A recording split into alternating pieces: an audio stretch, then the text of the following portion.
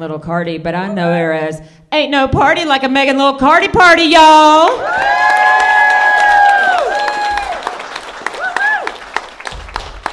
She usually grabs my boob when I come up, and she didn't, so I'm kind of sad. All right, I am Megan Little Cardi, and the other day I saw a lady, and she had a t-shirt, and it said, "Let my Jesus change your life." And I was like really confused. I couldn't figure out what that meant. You know, it was like, who is this lady's Jesus? And then I was like, oh, maybe like her Jesus is a contractor. And if I could get his phone number, he could remodel my kitchen, because that really would change my life. But I figured it out, and I think she probably meant it was like Jesus, the Son of God, right? But that's even more confusing, because isn't there just one Jesus, the Son of God? But then I got to thinking about it, you know, I mean, it's kind of a thing, you know, people just kind of personalize the Jesus. And so I was like, what would I want my Jesus to be like? Well, you know, I mean, I'd like the one that's like, says I have to be nice to everybody. Maybe I can have a couple cocktails. But for sure, he could get me out of a speeding ticket. That's my Jesus. But, you know, we've been doing this for years. I mean, Depeche Mode even wrote a song about it in the 80s, and I love Depeche Mode. But, and like churches have been doing it forever. And so, I mean, think about it. I mean, Jesus wasn't a white guy. You know, and I mean, like, we know that Jesus was like dark-skinned and he had short hair. He wasn't that white guy that looked like he had this Brazilian blowout. And how in the world did he get that platter to attach to the back of his head? So, if you're not Catholic, you might not get that one, But my daughter goes to Catholic school, and right now we're having all sorts of drama about our uniforms. Because apparently Catholic school Jesus thinks that you have to have a box pleat, not a straight pleat in a skirt. And this is a big, big deal. But I'm really, really confused, because Catholic Jesus says you have to be straight as a person, but not in a skirt. And I mean, when did Jesus become a fashionista? I mean, really, like if you slap a heel on that sandal, put some bling on that caftan, he's like the original Mrs. Roper from Three's Company. So I turned 50 in 30 days. We are on the final countdown. And I'm doing everything I can to not have a midlife crisis, including doing stand-up comedy. But I am going through, officially I am now in perimenopause. The doctor has informed me that I am in perimenopause. And it is, not gonna lie, the last couple of months have been a little bit rough. I mean, I was really just one hot flash away from like being the guest star on Snapped. But like at work, I had this fan, and I had this fan blowing on me all day long, and it felt really, really good, except that on all my Zoom calls, I look like I should be on the hood of Whitesnake's car.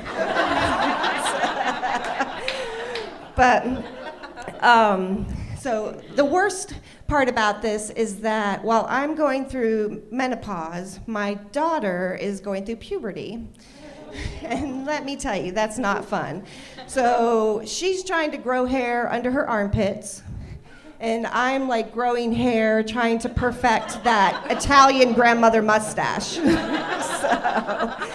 And her boobs are growing out, and mine are growing down. And I feel like our pheromones are kind of having this epic Game of Thrones battle, you know? And so thank God that I finally got on hormone replacement therapy, because like, God knows what I would have done. And I mean, she'd been walking around with these little dinosaur eggs, kind of like, what's her name from Game of Thrones? And you know, with my new mustache, I look a little bit like Jon Snow. So let's talk about my elongating breasts a little bit. You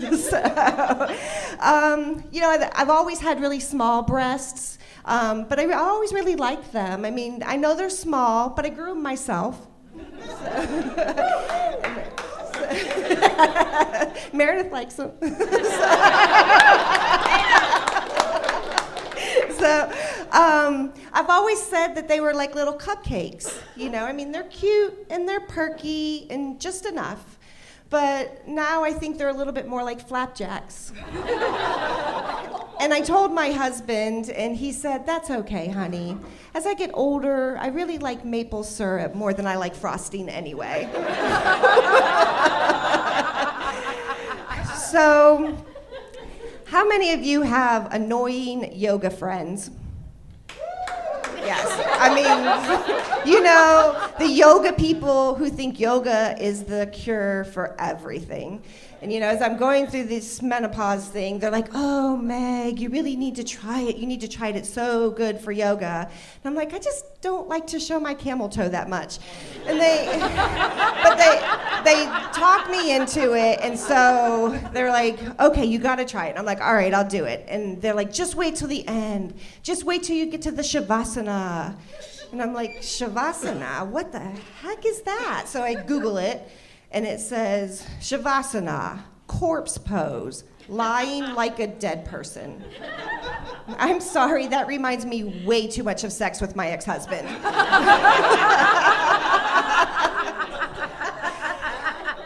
All right. But the last thing I'm going to talk about that's really pissing me off is the bathroom behavior of my coworkers. So let's start with, there is a special place in hell for the people who do not change the toilet paper roll. Right? Yes. And for God's sakes, it goes over. Yes. So my colleagues really need some training on air quality and solid waste. They really need some training there. So when I go in and what's up with the sound effects? You hear all this huffing and puffing and moaning and groaning, and I'm like, do I call health and safety, or am I just supposed to ignore that? So, and then I just want to say, just get a little bit of Miralax. It really helps. but the biggest thing, let's talk about Heather. So Heather is this woman that used to work with us. And every 10 a.m. we would see this empty smoothie glass. And the smoothie had kale and seaweed and Tabasco and flaxseed. And we knew if she walked down the hall at 10 a.m., we were in big trouble. Because at 10 a.m., empty smoothie glass directly correlates to a 2 p.m. BM. And your window of being able to take a pee in the afternoon was really diminishing. You had to get in there before 1:45 or 4:15 or 4:30, depending on how far she was into that cleanse. Thank you all very much. I'm Megan Little Carty.